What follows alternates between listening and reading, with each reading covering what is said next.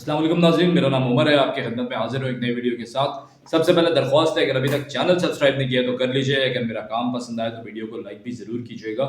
दोनों काम करने के लिए क्या करना है, सिर्फ एक उंगली लगानी है आपने अपने फ़ोन पर और ये दोनों काम हो जाएंगे। तो नाज़रीन, सबसे पहले एक अफसोसनाक वाक़या जो कि मस्तूम में हुआ है, बलूचिस्तान के अंदर ब्लास्ट हुआ है। पुलिस मोबाइल को टारगेट किया गया है। तो इसके नतीजे में 5 स्टूडेंट्स, एक पुलिस ऑफिशियल और एक वहाँ पे राहगीर थे जो कि जाँ बाहक हुए हैं। बलूचिस्तान की जो सिचुएशन है वो काफ़ी टाइम से ख़राब है और वहाँ पर जो लड़ रहे हैं खवाजी, उनको जब भी मौका मिलता है वो हमारे सिक्योरिटी ऑफिशियल्स के ऊपर, चाहे एफसीएल कार हो या पुलिस हो, उनके ऊपर ज़रूर हमला करते हैं। तो ये जितने भी लोग वहाँ पे डिप्लॉय हैं, तो इनके लिए हम हमेशा दुआ गो रहते हैं कि अल्लाह पाक इन सबकी हिफाजत फरमाए। और जो लोग भी इस ब्लास्ट के नतीजे में जाँ बाहक हुए हैं, उन सबके लिए भी एक दफ़ा दुरूद शरीफ ज़रूर पढ़ दीजिएगा। सुबह उठते के साथ ही पता चला कि जी पेट्रोल की कीमत जो है वो ₹1.35 बढ़ा दी गई है। अच्छा, स्पेकुलेशंस कुछ इस तरह की थी कि पेट्रोल की कीमत में कमी आने वाली है। मैं भी सोच रहा था कल कि चलो जी कम हो जाएगा तो फिर उसके बाद पेट्रोल भराएँगे। वही जो हम सबकी सोच होती है। तो जी सुबह उठ के पता चला कि पेट्रोल की कीमत तो भाई बढ़ गई। खैर, पुरानी कीमत जो ₹247 3 पैसा थी, अब वो आ गई है 248, कोई मेरे ख्याल में 38-39 पैसा के ऊपर आ गई है। तो आप समझ लें बस ₹250 का 1 लीटर मिलेगा। अगर आप ₹1000 का पेट्रोल लगाएँगे अपनी गाड़ी में तो आपके पास 4 लीटर पेट्रोल आ सकता है।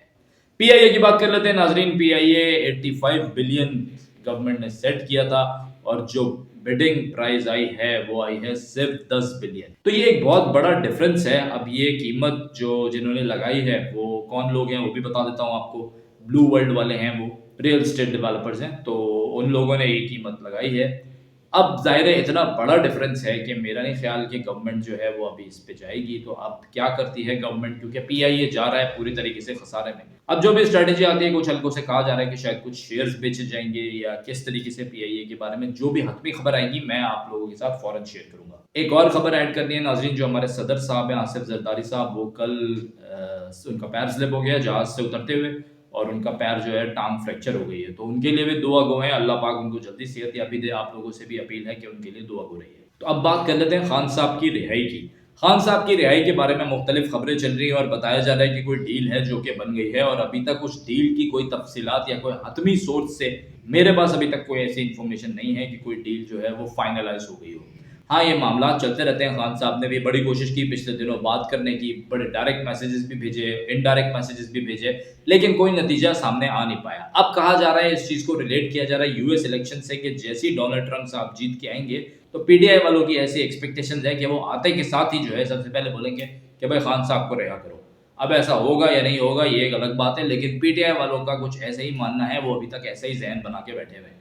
मुझे तो ये लग रहा है भाई, अगर कल को डोनाल्ड ट्रंप ने ऐसा कुछ नहीं किया तो उस पर भी धांधली के इल्जाम ना लगा दें कि ये तो धांधली करके आया है, इस वजह से ये वाला कदम जो है नहीं उठा रहा, क्योंकि इसको हाँ बता दिया गया है कि वरना आपको भी सीट से हटा दिया जाएगा।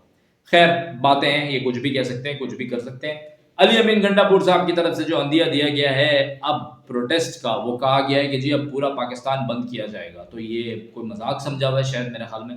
तो मेरे ख्याल में जो बेचारे 25 करोड़ लोग हैं इनकी तो कोई अहमियत है नहीं। जब आप चाहें उठा के बोल दीजिए मैं पूरा पाकिस्तान बंद करूंगा। खैर, ये उनके उसी तरह के स्टेटमेंट्स है जैसे ये हमेशा देते हैं। तो अब देखते हैं कि आज चूंकि 1 नवंबर है तो नवंबर के महीने में क्या स्पेशल होता है, खान साहब की रिहाई होती है या फिर पीटीआई के मजीद एहतजाज होते हैं।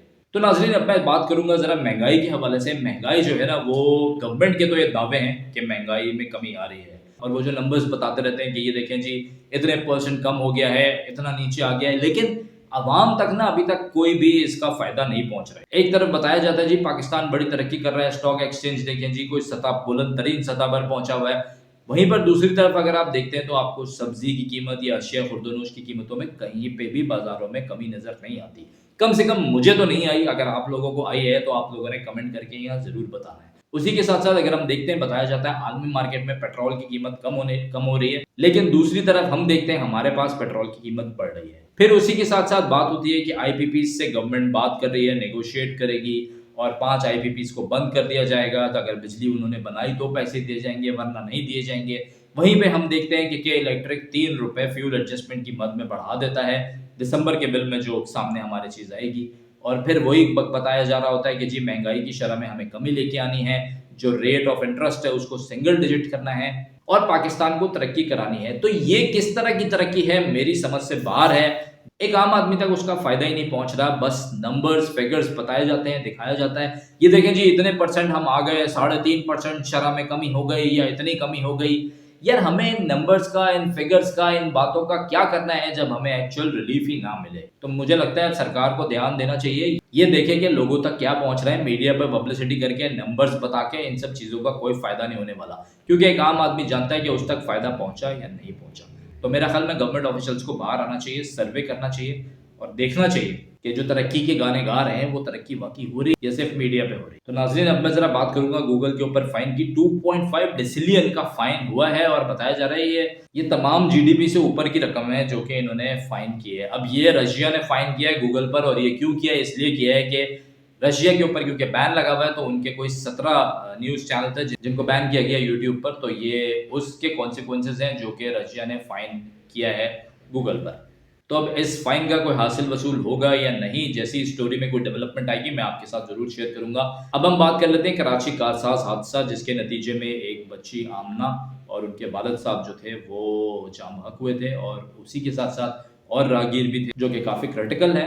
और ये कार जो चला रही थी वो नताशा दानिश मोहतरमा चला रही थी, जिनके हवाले से रिपोर्ट भी आई थी कि उन्होंने कोई नशा भी किया हुआ था, और इस वजह से वो अपने सेंसेस में नहीं थी और उन्होंने अपनी लैंड क्रूजर ले जाके मारी बाइक पर, जिसके नतीजे में हलाकतें हुई। तो उनको फ्री कर दिया गया है। ये थोड़ा सा बैकग्राउंड बताने का मकसद ये था कि वो रिहा हो गई हैं। मैंने जिस दिन इस वाक्य का सुना था, मैंने उसी दिन बता दिया था कि ये खातून, ये मोहतरमा जो है ये रिहा हो जाएंगी, क्योंकि वो जिस बैकग्राउंड से थी तो मैं श्योर था कि ये मोहतरमा जो है ये जरूर रिहा हो जाएंगी। आप अगर देखें, इस तरीके की बहुत मुतअद्दिद केसेस हैं जो कि अभी तक पेंडिंग में हैं। आप अगर नूर मुकद्दम का केस देख लें, क्या डेवलपमेंट है, मेरा ख्याल में सबके सामने है। तो जाहिर है इसी तरीके का जब ऐसा वाकया हुआ तो इन्होंने दियत की बात की, पैसों की बात की, तो वो पैसों के ऊपर ही सॉल्व हो जाना था, और वही हुआ इन दी एंड कि वो रिहा हो गई हैं। तो जिसकी लाठी उसकी भैंस वाला मेरे ख्याल में मुहावरा यहाँ पर कहना बिल्कुल गलत नहीं होगा।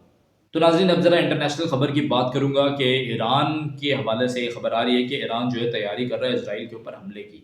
तो ये अभी तक की एक्सियोस की रिपोर्ट है। अब मैं दूसरी तरफ बात करूंगा कनाडा और इंडिया के ताल्लुकात की। तो कैनेडियंस कह रहे हैं कि जी अमित शाह जो होम मिनिस्टर हैं इंडिया के, वो उनका प्लॉट था, वो इन्वॉल्व हैं ये जो निज्जर को मारा गया है उनके मर्डर के अंदर, इस पूरे प्लॉट को अंजाम देने में। और उन्होंने कहा है कि इसके खिलाफ तहकीकात होनी चाहिए, और इसी तरीके से यूएस ने भी यही बात बोली है कि अगर कनाडा कोई बात कह रहा है तो इसके ऊपर भारत को प्रोसीड करना चाहिए। तो अब ये कब प्रोसीड करते हैं और इसकी क्या डेवलपमेंट आती है, जैसी कोई खबर आएगी वो भी आपके साथ शेयर की जाएगी। आखिर में नाजरीन, फिर से एक दफ़ा आपसे अपील है कि पोलियो के कतरे अपने बच्चों को यकीनी पिलाएं। पाकिस्तान के अंदर केसेस बढ़ रहे हैं पोलियो के, और जो अमराज हैं वो तो पाकिस्तान में है ही हैं, लेकिन पोलियो को हम कोशिश करके हरा सकते हैं। दुनिया में बहुत सारे मुल्क हैं जिन्होंने पोलियो को हरा दिया है। अब मेरे ख्याल में से भी अब पाकिस्तान और अफगानिस्तान में रह गया है, और हमें भी यकीनी बनाना चाहिए कि हम पोलियो को पूरी तरीके से पाकिस्तान से ख़त्म करें।